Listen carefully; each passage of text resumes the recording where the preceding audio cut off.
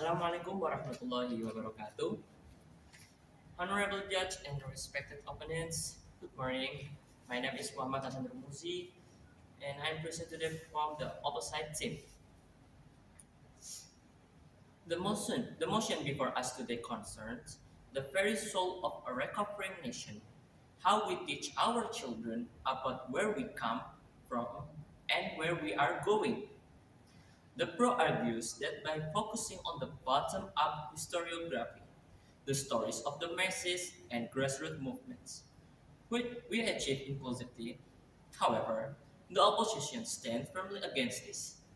We believe that in the fragile, volatile environment of a post-conflict state, the priority of history textbooks must be the establishment of a cohesive nation identity and the restoration of institutional legitimacy through the top-down historiography. Before I move to my substantive arguments, let us address the flaws in the prose case. The prose side assumes that bottom up history is a panacea for healing. They claim that focusing on the ordinary person empowers the marginalized, but they fail to recognize the inherent danger. In a nation recently torn apart by civil war or colonial struggle, the people are often deeply divided by emphasizing localized grassroots narrative without a strong unifying framework.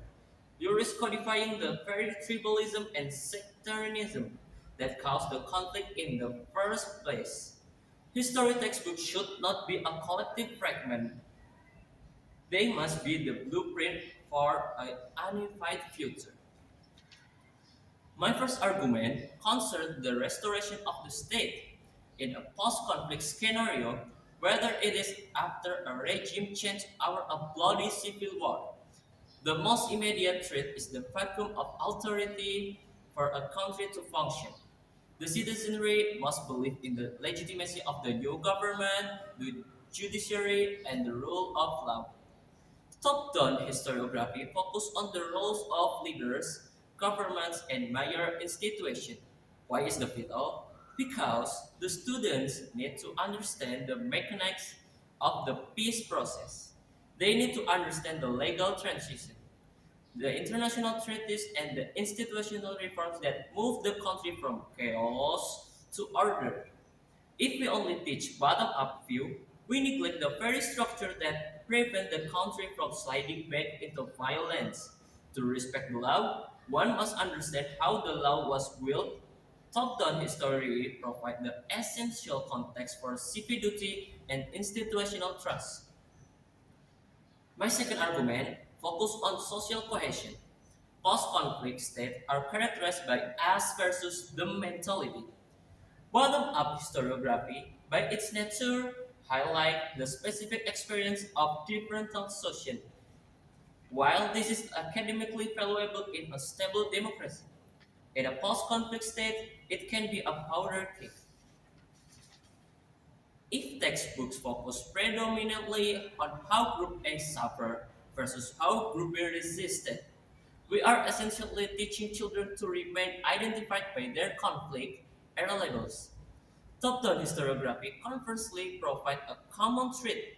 It focuses on the nation as a singular entity navigating through history.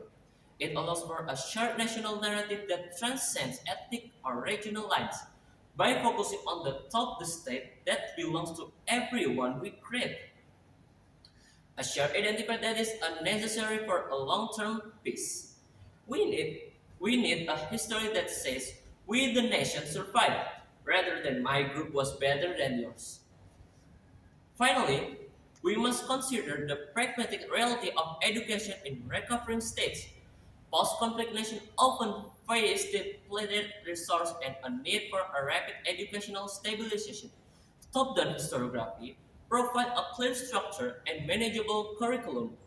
Bottom-up history is inherently complex, fast, and often contradictory as it relies a multitude of perspectives from the grassroots. In a classroom setting where teachers may still be traumatized and resources are scarce, trying to teach a fragment, multi-perspective bottom-up Multi-perspective bottom-up history can lead to confusion or, worse, the accidental promotion of biased local narrative. A top-down approach offers a stable, verifiable, and standardized foundation of facts that ensure every children in the country receive the same fundamental understanding of their nation's existence. In conclusion, we don't seek to erase the stories of the people.